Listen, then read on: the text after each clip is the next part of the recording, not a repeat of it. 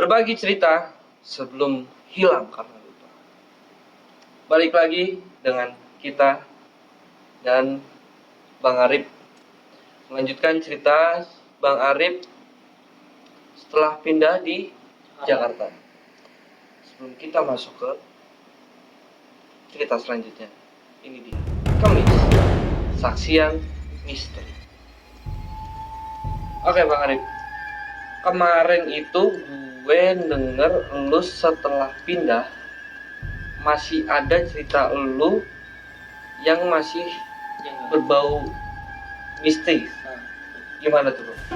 Setelah pindah dari Purwokerto kan itu ke Jakarta,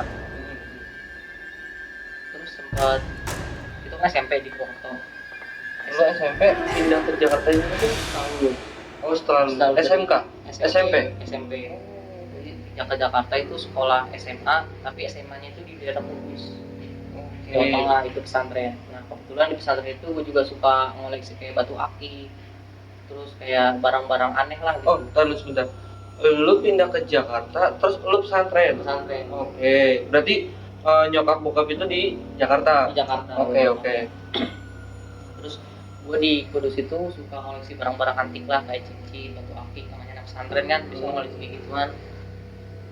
Habis dari SMA itu gue baru ke Jakarta tuh setelah lulus SMA di Kudus, baru ke Jakarta. Ini awal mula yang lebih aneh itu di Jakarta. Jadi gue kan buka usaha. Lu buka usaha setelah lulus atau Setelah lulus SMA. lulus SMA langsung Lulus SMA buka usaha? Oke. Yang buka usaha itu kayak minuman sama shisha yang dulu masih tren tuh shisha. Iya, shisha. Awalnya buka berjalan 1 sampai 6 bulan itu masih nggak ada masalah gitu loh. Omset juga masih gede kan. Tapi setelah ada yang buka baru di samping ruko gua, itu nggak beda jauh tempat itu sama kayak gua, harga sama mewah-mewahnya tempat-tempatnya lah nggak beda jauh. Oh, sama lah gitu. Terus lama-kelamaan kok omset gua turun. Mungkin kalau perbandingan kali ya. Nah itu gue juga mikirnya kan logikanya ke situ, ya kan? Tapi ada temen gue yang ngusulin gini, coba lu cek ke orang pintar gitu kan. Oke. Ya kan? Kali aja mungkin ada yang kayak gitu, karena kan juga namanya juga dunia bisnis di Jakarta kan. Nah itu kadang gue nyoba ke saudara gue. Kebetulan saudara gue itu ada kenalan lah sama orang-orang begitu kan, orang-orang pintar, Orang yang ngerti lah kayak gituan lah katanya. Nah gue datang ke situ kan, pas ke mamah nih, sebetulnya namanya mamah dukunya lah ya. Oh dukun ini perempuan? Ibu mamah ini. Gue datang pertama kali gue datang ke situ, gue ditemenin sama gue, saudara gue sama bibi gue, teman bertiga. Ke situ pertama kali gue datang ke situ tuh, orang pinternya itu bukan nanya gue mau apa, tapi dia nanya ke gue tuh, kamu mau jadi apa sebenarnya, preman, dukun, apa mau jadi ustad? Dia pertama kali ngomong ke gue tuh kayak gitu. Nah itu gue nggak ngerti tuh maksud dia ngomong ke gue kayak gitu tuh, gue nggak ngerti sama sekali gitu. Dan akhirnya gue bilang, saya nggak tahu maksudnya apa ya. Dari si mamanya itu juga langsung ngalih pembicaraan, lalu langsung mau ngapain sih? Udah gue jelasin semuanya kan, masalah panjang lebar tuh, masalah usaha gue kayak gitu kan. Ternyata pas diusut tuntas sama si mama itu, ternyata sebelum gue buka usaha gue itu, itu tuh usahanya bakso. Usaha bakso. Nah di daerah gue itu kan gue jualan di ruko komplek. Nah di ruko komplek itu yang jualan bakso tuh udah ada 4 katanya. Ini gue dengar dari mama ya. Ini sebelum gue tahu kalau ternyata tuh yang jualan bakso itu beneran ada 4 gitu loh. Jadi ruko tempat lu sebelum lu ini yang jualan tempat bakso. Oke. Nah, gue dikasih tahu kalau itu tempat bakso nih. Nah gue dikasih tahu tuh katanya di situ emang udah pernah dijailin, makanya itu tempat bakso nutup. Gitu. Berarti tempat usaha lu ini pernah menjadi tempat jualan bakso antar saingan ya. Jadi bekas tempat lu ini pernah dikirimin lah ya, kirimin seperti itu. Dan berimbas bu, imbasnya itu ke gua sampai ke usaha lu. Oke. Itu baru langsung gua kan. Gua dikasih kayak apa namanya, air. Jadi itu air di plastik sama daun sirih. Situ. Jadi gua disuruh tuang di setiap tiang. Di setiap tiang kan di rumah ada tiang tuh, ada tiang sama pojokan. Nah, gua disuruh tuang air itu kan di pojokan sama di tiang. Oke, gua balik dari mama, gua siramin tuh. Gua ngeliat jelas itu nggak ada apa-apa. Gua ngeliat jelas banget nggak ada apa-apa. Pas gua siramin ke 4 titik itu kan di tiang sama pojokan depan pintu. Besok paginya tuh gua nyamperin lagi kan, ngeliat lagi ke rumah itu. Ternyata bener ada paku bengkok berkarat 4 biji. Paku bengkok berkarat 4 biji. Gue disuruh katanya kalau kamu nemu sesuatu buang ke air mengalir, sungai dong kalau nggak kali. Ya udah gue buang ke situ kan.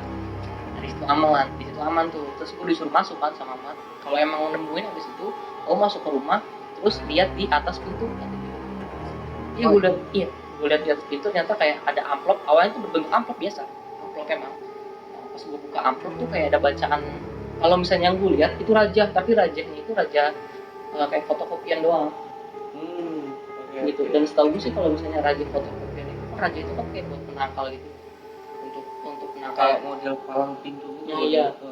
Nah, yang setahu gue itu kalau model-model kayak gitu tuh kayak nggak ada fungsinya gitu. Kalau cuma fotokopian doang.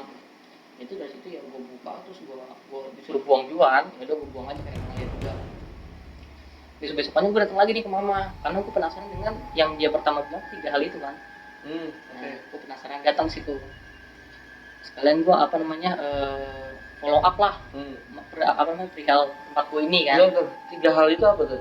Yang gue bilang preman, ustadz, oke, iya. Nah, setelah gue ke mama lagi, gue nanya lah, ini sebelumnya mama ngomong sama saya kan begini-begini kan, namanya saya nggak ngerti maksudnya apa. Gue bilang gitu ke dia. Terus kata dia gini, kamu pernah nyari-nyari hal kayak gitu ya? Gitu. Iya pernah, tapi udah lama banget. Gue bilang gitu. Udah sekitar 6 tahunan lah, gue bilang gitu kan. Emang jelas 6 tahunan lah dari SMA SMP kan. Nah dari situ kamu juga pernah pesantren kan? Iya bener pesantren. Nah itu kamu ada barang-barang tuh di dompet, coba dikeluarin dulu. Emang gue bilang gue sering ngoleksi kayak gitu kan. Pas di pesantren itu gue suka ngoleksi kayak kulit harimau, terus kayak keris kecil, terus batu akik juga yang gue pakai kan pas itu gue nggak ada maksud kalau itu buat isian atau apa, gue nggak ada, cuman gue senang cukup koleksi aja. Nah kata dia itu walaupun cuma koleksi tapi kalau bisa didiemin kayak begini, sedangkan kamu tuh ada yang ngikutin. Nah inilah dia bilang gitu, sedangkan kamu ada yang ngikutin itu bakal masuk ke situ, kata dia gitu. Oh bakalan bersarang di situ. Nah iya. Akhirnya maksudnya gimana yang ngikutin? Kamu itu udah ngikutin 7, kata dia. 7 kamu udah ada yang ngikutin 7. Ini ngikutnya tuh bukan karena ngikut nyari, bukan pas kamu nyari, pas kamu masih dulu di sana itu bukan. Emang bawaan 7. Bilang kapan aja tuh mama yang ngikutin. Salah satunya perempuan sama cowok. Jadi cowoknya itu kayak biksu ya, tapi dia pakai apa sih namanya, tas gede di leher, katanya gitu. Ternyata nyambung nggak sih perempuannya ini sama yang lu lihat waktu di Purwokerto itu? Itu dia perihalnya tuh. Nah makanya gue penasaran kan, gue bilang ini tuh bentukannya kayak gimana, kata gue nanya gitu kan. Nanti saya kasih tahu sendiri, kata dia gitu kan. Ya udah, sebelumnya kan dia minta barang-barang gue tuh kayak dompet gue kan ada kayak keris, terus kulit harimau ya kan, ada raja juga tuh di dompet sama bulu perinduan.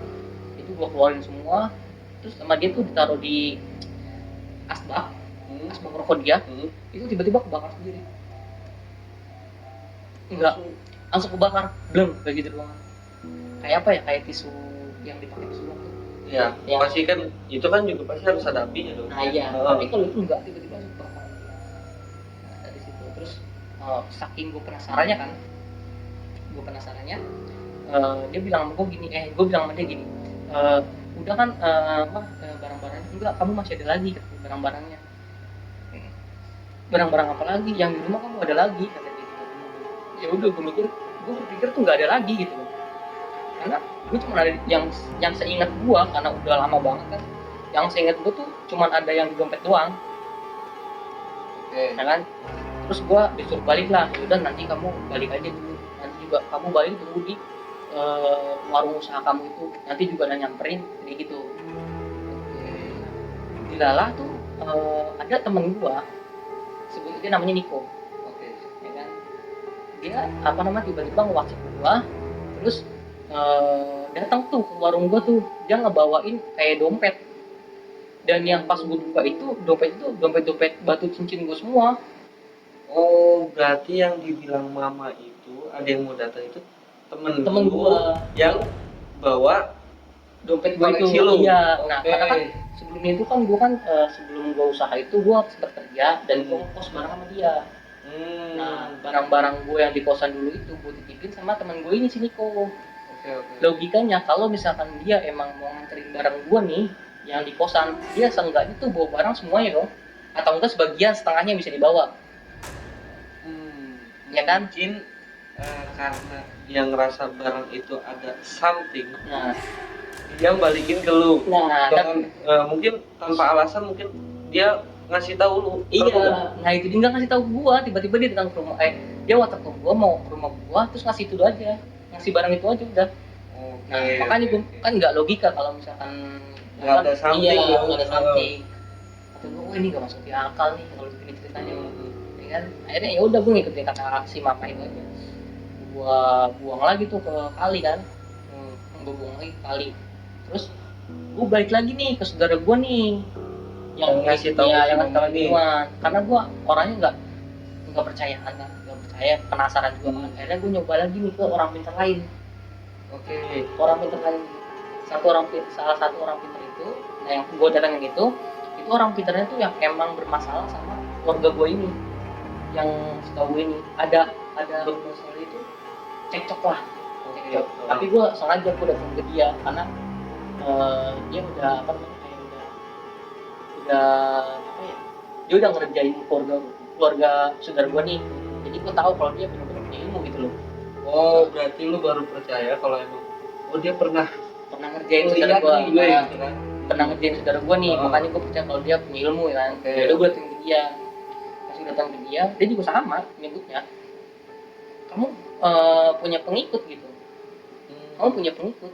Ya udah, dari situ gue cuman sama, gue dikasihnya tuh kayak apa namanya, air sirih juga disuruh. Nah, dari situ gue masih penasaran, maksudnya masa iya sih sama 2 kali, kalau ketiga kalinya berarti bener nih. Gue nanya lagi sama orang pintar yang lain. Jadi 3 total orang pintar gue pernah gue tanya.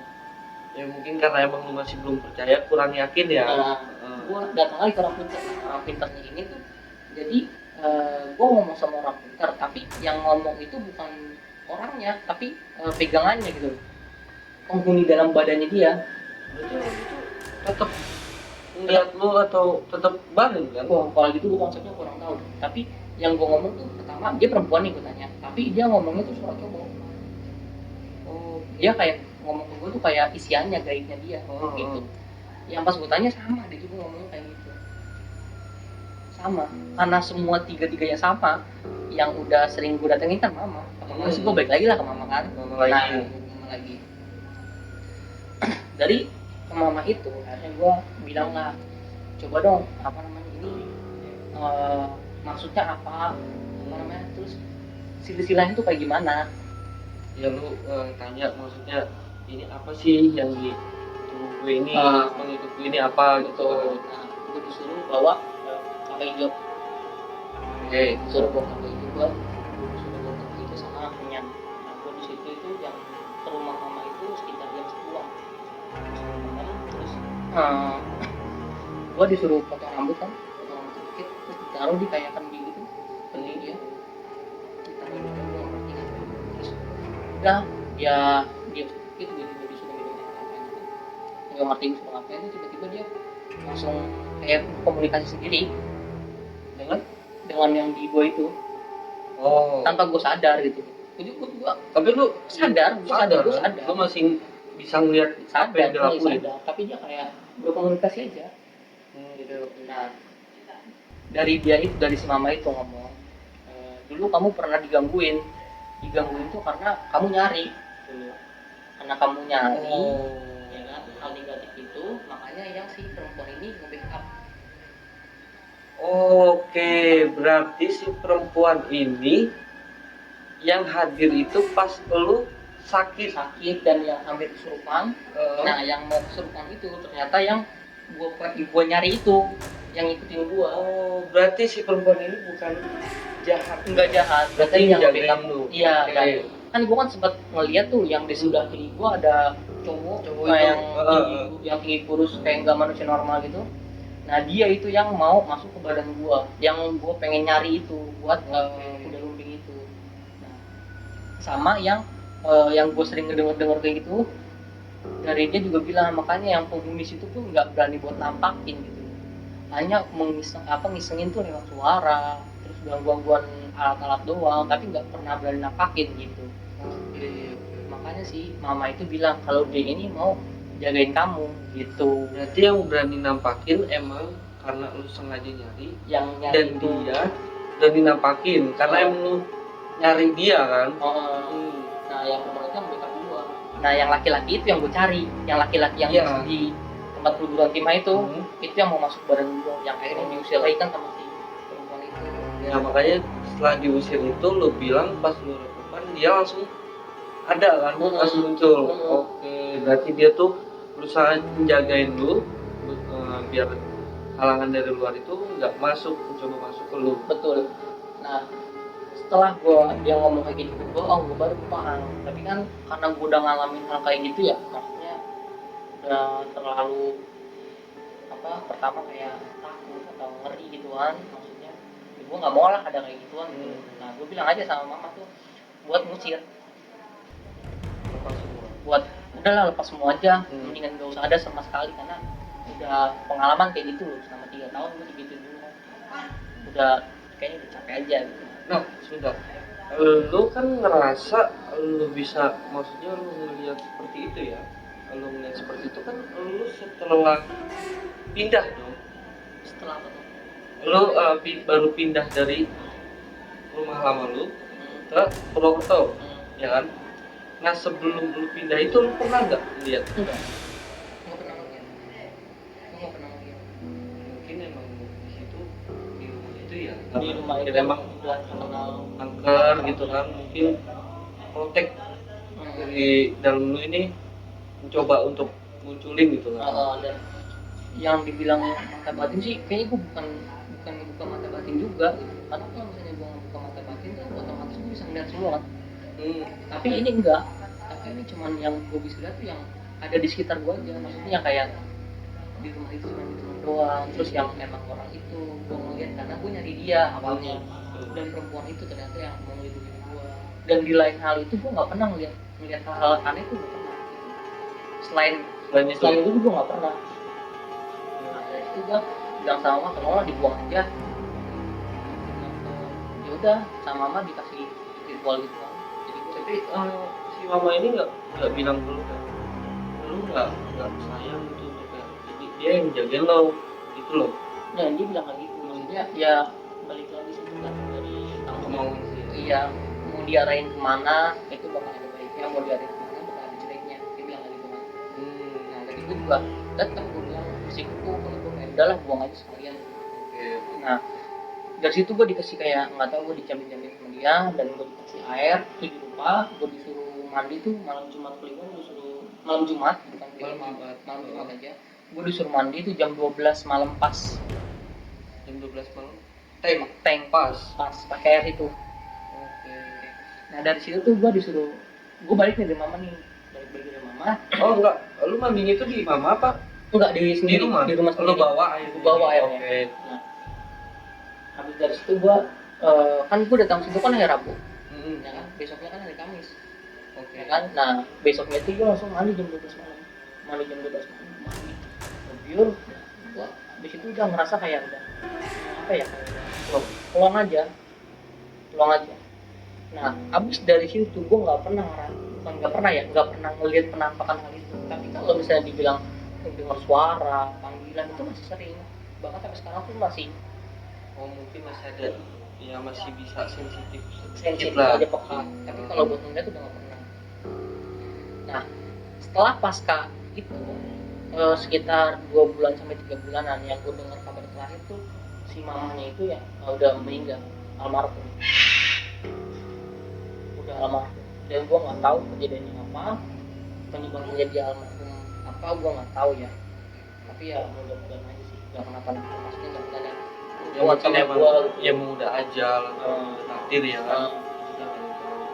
Paling unik tuh pernah gue terakhir itu yang bukan ngeliat ya penampakan, tapi ngerasa bener-bener tuh digangguin tuh berarti sih gitu, digangguin yang suara bunyi gitu.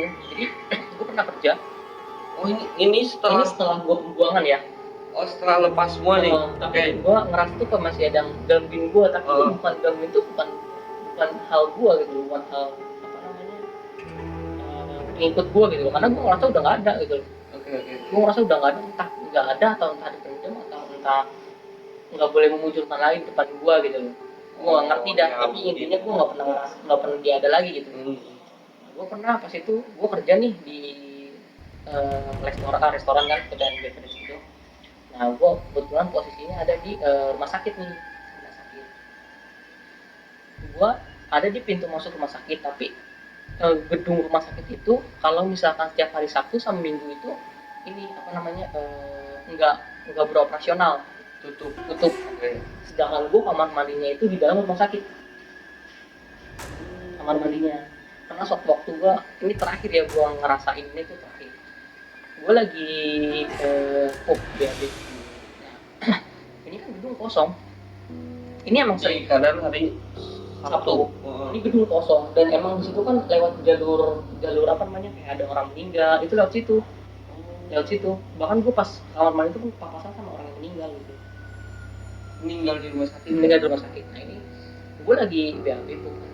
Nah, pas gue lagi pup, ternyata di samping gue tuh ada yang lagi apa namanya pup juga. Gimana sih kalau misalnya orang lagi ya lo ada pasti dengar suara ya. Iya, ngedengar suara air, suara apa namanya, maaf nih ya, cebok gitu kan kedengeran sih. Lu dengar kirain gue tuh orang biasa, kirain gue tuh orang emang lagi kamar mandi juga gitu kan. Tapi pas gue buka pintu, itu pintu sebelah gue tuh kebuka, nggak ada siapa. Itu terakhir tuh, setelah itu gue udah nggak pernah gue namanya ngedengar atau digangguin tuh udah itu terakhir karena emang ganggu situ doang.